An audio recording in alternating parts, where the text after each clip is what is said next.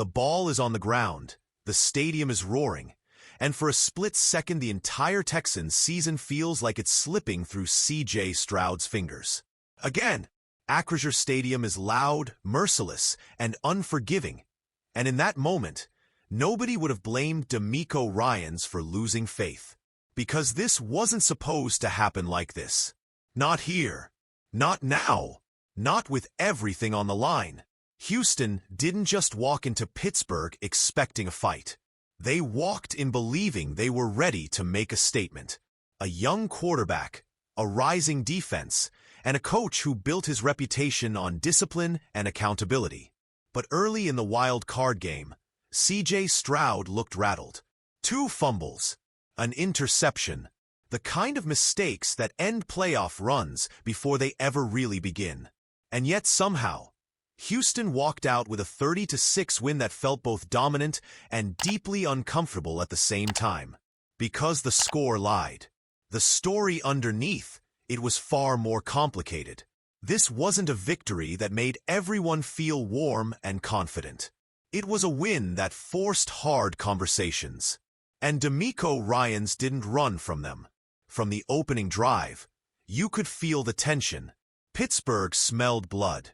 Their defense flew around with purpose, hitting Stroud early, collapsing the pocket, daring him to blink first. And for a while, he did. The first fumble wasn't just a mistake. It was a moment, the kind that tests whether a quarterback steadies himself or spirals.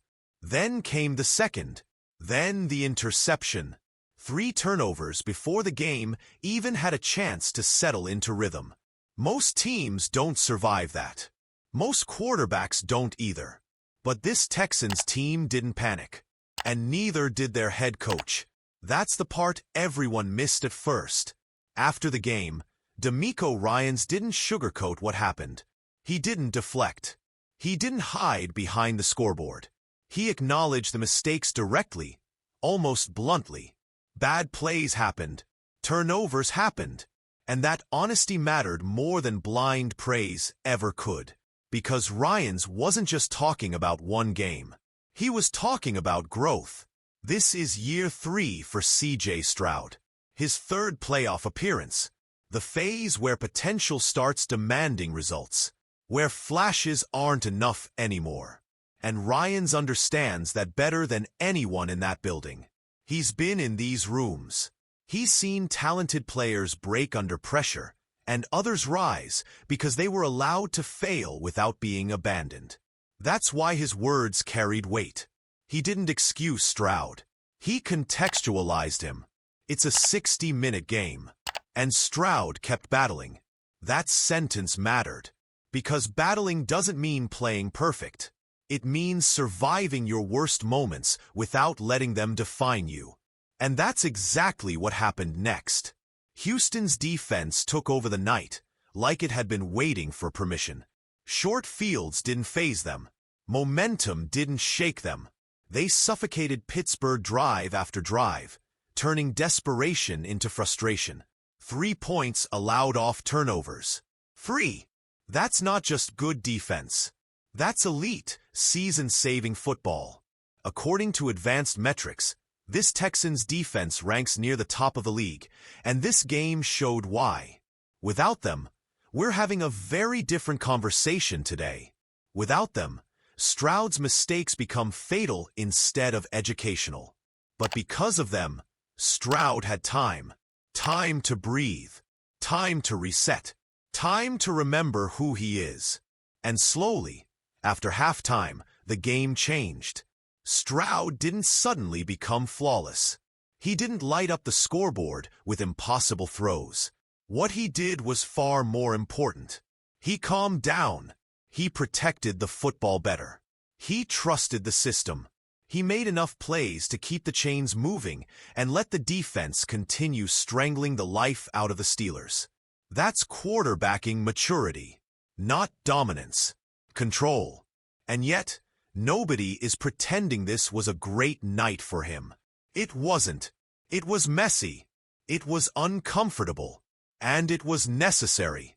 Because the NFL doesn't care about how you look when things go right. It only cares how you respond when everything goes wrong. This game exposed something about C.J. Stroud that box scores never will. To understand why this performance shook so many Texans fans, you have to rewind the tape to the season as a whole. Last year, Stroud played all 17 games and looked like a rising star. This season was different. A Week 9 concussion against Denver sidelined him for 3 games and disrupted his rhythm. Even with a career-high completion percentage, the consistency wasn't always there. The numbers told a mixed story. Over 3,000 yards, 19 touchdowns, 8 interceptions. Solid on paper, uneven on film.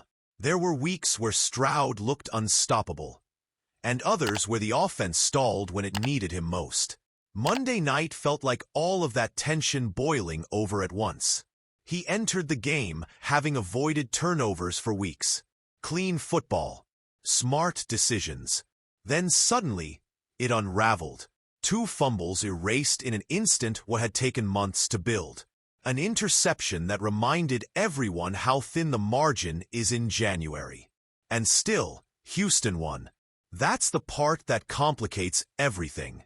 Because wins like this create doubt instead of clarity. When a quarterback plays poorly and loses, the narrative is easy. When a quarterback struggles and wins, the questions multiply. Did he do enough? Can this happen again? And most importantly, can this team survive if it does? That's why whispers about Davis Mills started circulating almost immediately. Mills didn't even travel to Pittsburgh. He stayed home for the birth of his son, Maximus, a moment that mattered far more than football. But his absence didn't stop the speculation. He went 3-0 as a starter this season. He protected the ball. He managed games. And for some fans, that was enough to spark an uncomfortable conversation. Is safe better than spectacular in the playoffs? The Texans haven't given any indication they're wavering. And they shouldn't. C.J. Stroud is still their guy. His playoff resume tells a broader story. Over 4 games, he's completed more than 66% of his passes. Nearly 1,000 yards. 4 touchdowns. 1 interception. That's not a quarterback you abandon. But it is a quarterback you challenge. And that's exactly what DeMeco Ryans did without ever saying it outright. By refusing to make excuses, Ryans sent a message. Accountability matters here. Growth is expected, and surviving adversity is part of the job description. Now comes the real test. Gillette Stadium isn't forgiving. The Patriots aren't going to give Stroud extra chances. This is the divisional round. Mistakes get punished faster. Short fields turn into touchdowns. And the defense won't always be able to save you. This is where legacies start taking shape. The question isn't whether C.J. Stroud can play great. We've seen that. The question is whether he can play controlled, disciplined football when the margin disappears. Whether he can turn lessons into execution. Because this Steelers game will follow him if he lets it. But it can also define him if he doesn't. DeMeco Ryans knows that. That's why he spoke the way he did. Calm, honest, unflinching. He didn't defend Stroud. He trusted him. And trust is heavier than criticism. As this team prepares for New England, everything feels fragile and powerful at the same time. A dominant defense.